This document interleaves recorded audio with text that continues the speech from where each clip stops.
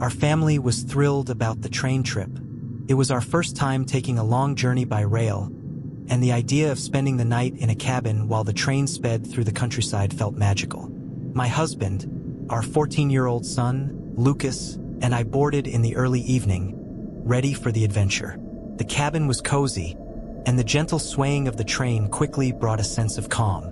We spent the first few hours playing cards, chatting about our plans, and enjoying the rare opportunity to disconnect from the world. As the night wore on, Lucas grew restless, like any teenager, and asked if he could explore the train cars. We agreed, as long as he didn't wander too far and returned soon. Time passed and Lucas didn't come back. First, we weren't too concerned. We assumed he was enjoying himself, maybe checking out something interesting or chatting with other passengers. But when half an hour turned into almost an hour, I began to feel uneasy. My husband decided to go look for him, walking through the train cars and calling out his name. Nothing. I went the other way, checking the seats and common areas. Still nothing. A train staff member, hearing our concerns, assured us it was common for teenagers to wander and that Lucas would likely turn up soon. But deep down, I felt it wasn't that simple. As the hours dragged on, my worry turned into sheer panic. We had searched nearly every accessible car for Lucas. My husband insisted on speaking with another crew member, and this time they agreed to help us search.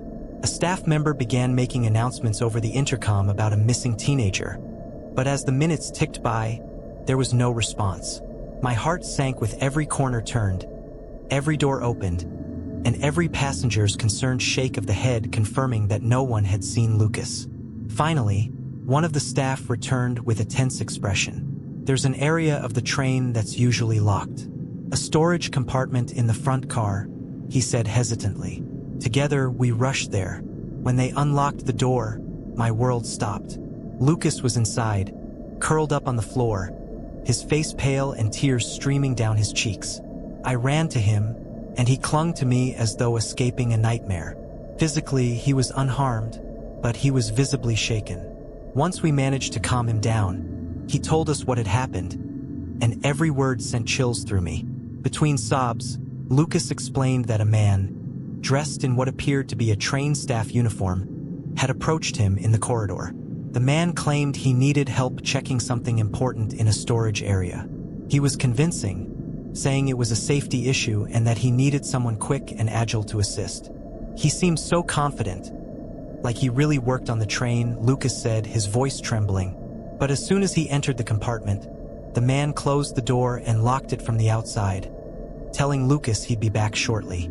At first, Lucas thought it was a misunderstanding, but as time went on, fear overtook him. My husband demanded that the train staff identify the man, but what they said only deepened our fear. There was no one on the crew who matched Lucas's description. No uniform like the one Lucas described was even used by the railway company. Whoever this man was, he had no official connection to the train. The news spread quickly among the passengers, and people began watching the corridors, but the man had vanished. The crew assured us they would take action when we reached the next station, but the feeling that something sinister had occurred was inescapable. When the train arrived at the next station, the police were already waiting. They listened carefully to Lucas's account and to what we had observed during the search. Officers began questioning passengers and crew, checking IDs and credentials. However, no one matched the description of the man Lucas had seen. Even the train's security cameras, which covered certain areas, provided no helpful footage. It was as if the man had disappeared into thin air. In the days that followed, we learned that the police were investigating the incident as an attempted abduction. We discovered that similar cases had occurred on other trains operated by the same company, always involving individuals impersonating staff to gain the trust of vulnerable passengers. The thought that Lucas could have been taken, that we might never have seen him again, haunts me to this day. Since then, we've never allowed him to walk alone in public transportation. While we're grateful to have found him safe, the mystery of who that man was and what his intentions were remains unsolved, a chilling secret we hope never to encounter again.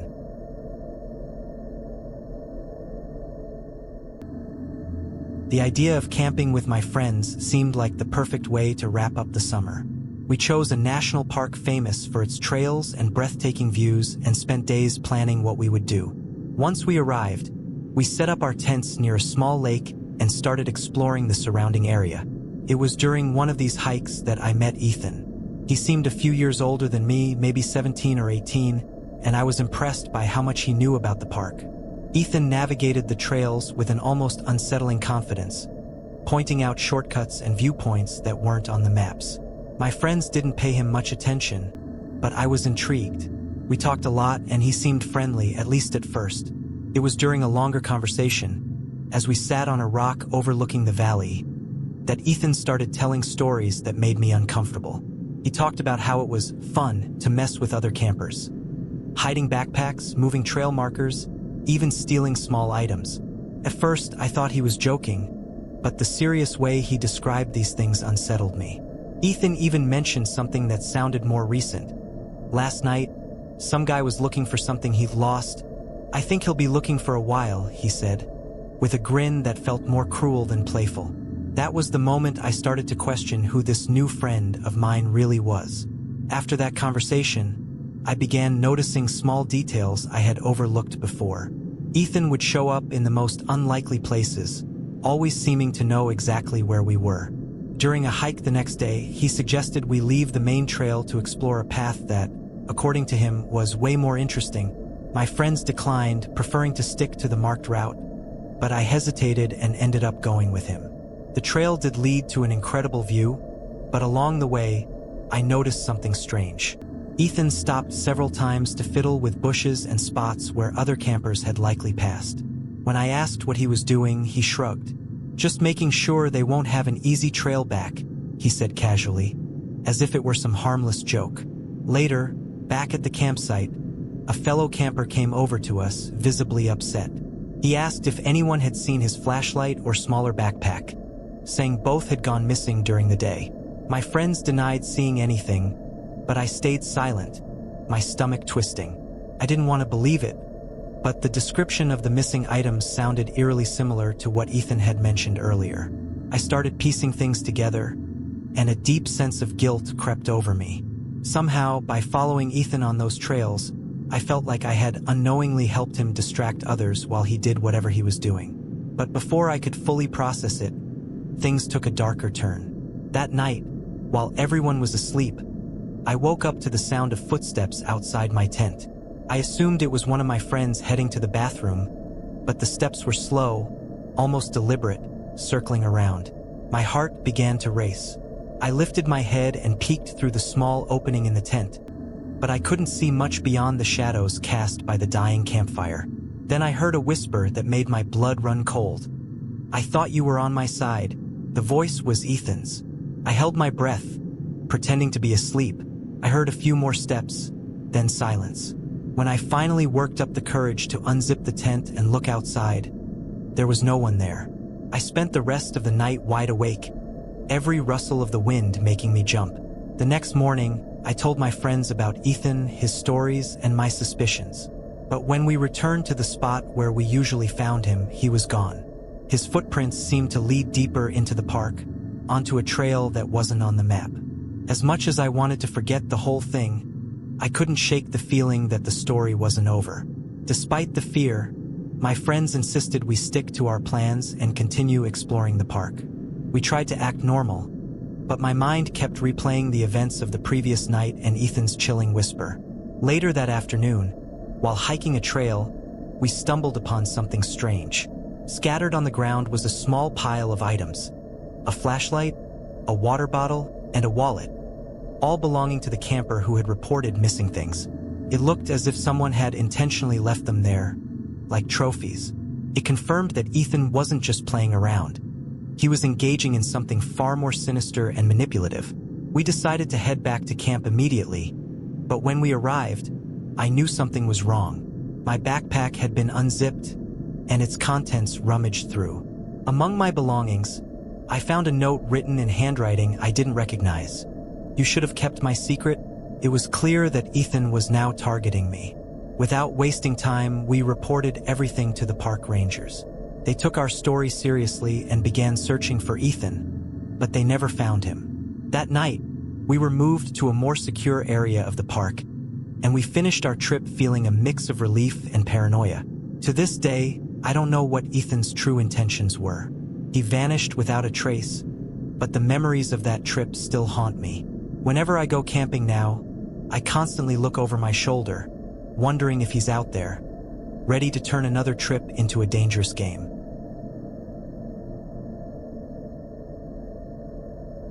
When I moved into that downtown apartment, I was excited for a fresh start.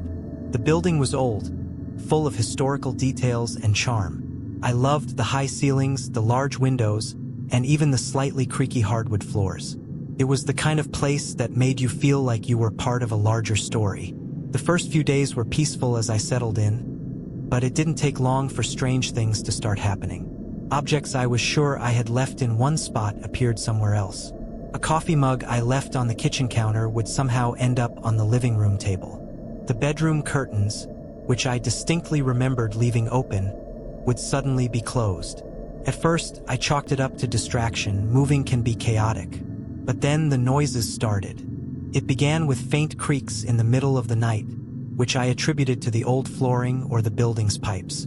However, over time, the sounds grew more disturbing. Soft, almost imperceptible footsteps coming from the hallway outside my apartment. When I opened the door to check, no one was there.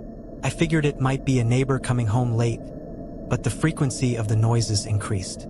Every night, almost at the same time, the sounds would start again. What began as curiosity quickly turned into unease. One night, while I was working late on my computer, I caught movement out of the corner of my eye. I glanced toward the hallway through my apartment's slightly ajar door, and for a split second, I saw what looked like a shadow at the end of the corridor. It was humanoid but indistinct, as though it lacked defined edges. I blinked, thinking I was just tired, but it was still there, standing still, watching me. My body froze, and before I could do anything, the hallway light flickered, and the figure vanished. The next morning, I went to the building management office. I explained what had been happening. The noises, the moved objects, and the shadow. They laughed it off, saying the building had many creative tenants who liked playing pranks. One of the managers suggested it might be neighbors trying to have fun at the expense of new residents. Unsatisfied with their dismissive response, I started talking to other tenants. That's when I met Mrs. Morales, an elderly woman who had lived in the building for over 20 years. When I told her what was happening, her expression changed completely. She invited me into her apartment, away from prying ears, and shared something that sent chills down my spine. Mrs. Morales closed the door behind me as though she were about to reveal a heavy secret. "You're not the first to notice these things," she began, her voice low and cautious. She explained that decades ago, the building's basement had been used as a makeshift home by a homeless man named Jonas. According to her, he was quiet, almost invisible, and no one knew much about his life.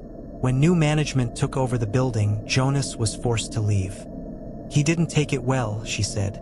"They say he spent days in the hallway, screaming that this building was the only home he had. After his eviction, Jonas was never seen again. Some older tenants believed he had vanished or, worse, died in some forgotten corner of the city. But then the stories began.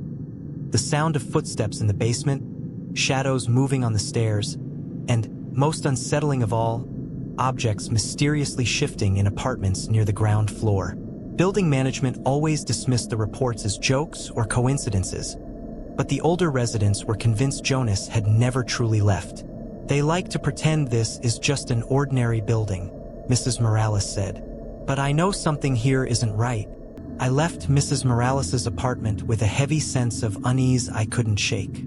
The idea that Jonas might still reside in the building somehow seemed ridiculous, but the events I had experienced defied simple explanations.